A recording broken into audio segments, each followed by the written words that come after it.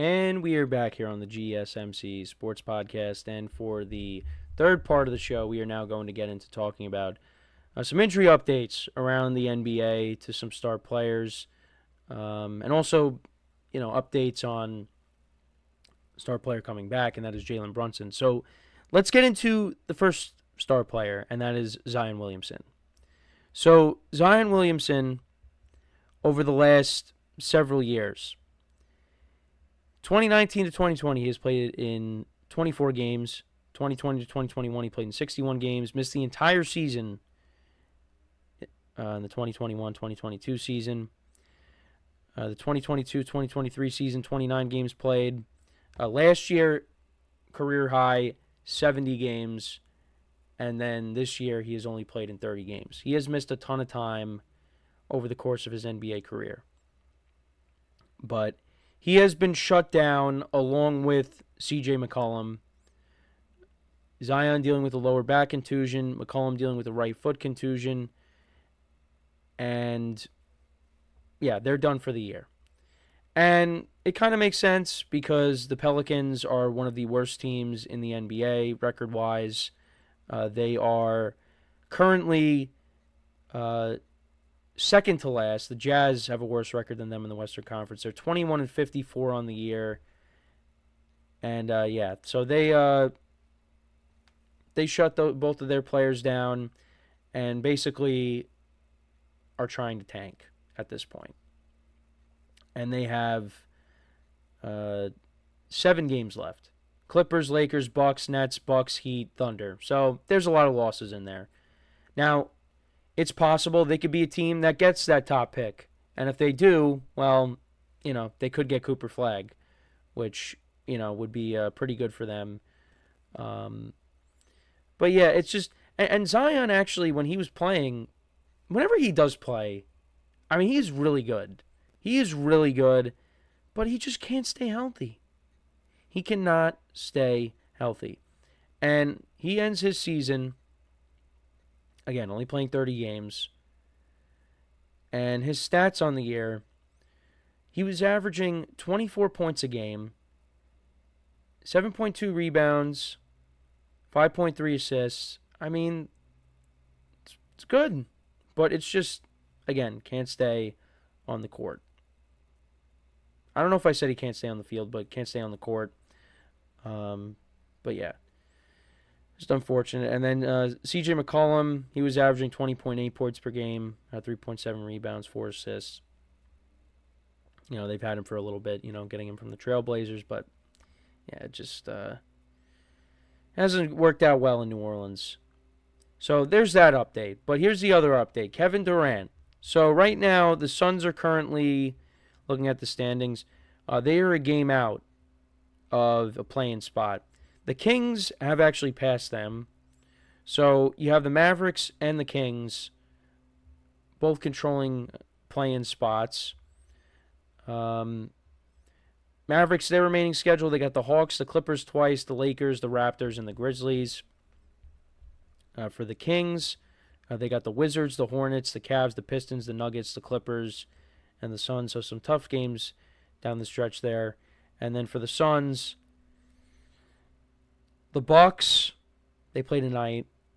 Celtics, Knicks, Warriors, Thunder, Spurs, Kings. So, hey, it could come down to that final game of the regular season, Kings against the Suns. So, yeah, that's kind of how it looks at the moment. But, so Kevin Durant rolled his ankle. He's going to miss about a week. Left ankle sprain. This was in the second half of the game the other night against the Rockets. Now, he sustained the injury while driving to the basket in the third quarter. He landed on Jabari Smith's foot, and that led to his ankle rolling. Kind of similar to what happened with Jalen Brunson when he rolled his ankle when his foot landed on Austin Reeves. He is scheduled for an MRI to assess the damage. It's anticipated he will miss the Suns' upcoming 3-game road trip. And look, the Suns have already, been struggling this year, and, they actually did control the play-in spot at one point. But now with Durant being out and just now how disappointing the team has been, it's going to be tough with him not being there.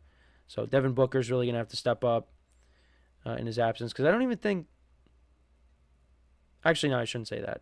Because is Bradley Beal even playing? Well, let's see. Go to the other night. Because I know Bradley Beal is coming off of the bench. I don't know if he was hurt. Or am I just lying? Um, yeah, no, I don't see it. Yeah, so I guess Bradley Beal is also down. If anyone wants to fact check me on that, you can. But yeah, there's been no Bradley Beal. So no Bradley Beal, no Kevin Durant. So yeah, like I said, Devin Booker's really gonna have to pick up the slack there. And the Suns right now, they have lost 3 in a row. They have a 3.5% chance of making the playoffs. Yeah, it's not looking good right now for them. But let's get into the positives. So we do, and actually, quick thing, if the Suns maybe decide like if they have virtually no chance of making the playoffs. Well, I mean, again, maybe they get eliminated like with 1 or 2 games left in the season. But if actually, I mean, Durant's going to miss a week. If the Suns just don't win any of their games without Durant, you got to wonder, did Durant play his final game in Phoenix? And I think you could say yes. I think you could definitely say yes to that. And I am really curious to see where he ends up in the offseason. And then you got Jalen Brunson. Jalen Brunson has now the ability to resume basketball activities. So he's going to be coming back soon. Don't know when exactly. The timetable is because could he come back before the postseason. I mean, I would hope just because I'm in my fantasy basketball championship right now. But I think we'll definitely see him back for the postseason. That is definitely what's going to happen. He will be back for the postseason, but now it's a matter of is he going to be back, maybe towards the end of the regular season here. And maybe the Knicks opt to just, keep him out, have him rest up even more, and then, get him back for, the Knicks' first-round matchup, whoever that may be. Now, right now, with the Knicks, they have, they've been treading water without Brunson. I mean, they still have the 3rd seed. They're 3.5 games up on the Pacers. I think they should be okay. They do have the Sixers tonight. They should win that game, but they got a lot of tough games coming up. They got the Cavs twice. They got to deal with Trae Young. I mean, they might play the Suns without Durant. Got the Celtics, the Pistons, and then you got the Nets to finish up the season. But I think they should be okay. I think they finish at the 3, and then that could set up a potential Bucks-Knicks first-round matchup. And the Bucks might not have Dame. So, I kind of would favor the Knicks in that series. And then they'd probably go up against either the Celtics or the Cavs, which I don't like the Knicks' chances in either of those series. I mean, honestly, I think they'd have a better chance of knocking off the Cavs than the Celtics, but I think, the Knicks, for me, their ceiling this year, 2nd round, unfortunately. It's just Knicks fans haven't really been happy at times with the team's performance, but they're going to win 50 games. I mean, they've had a great year. It's just, in some of these games, against the better teams, they have struggled. But you know what? They get Brunson back. They'll be whole. And maybe in the playoffs things change. You never know. But they have really struggled against the top teams. But yeah, those are the injury updates.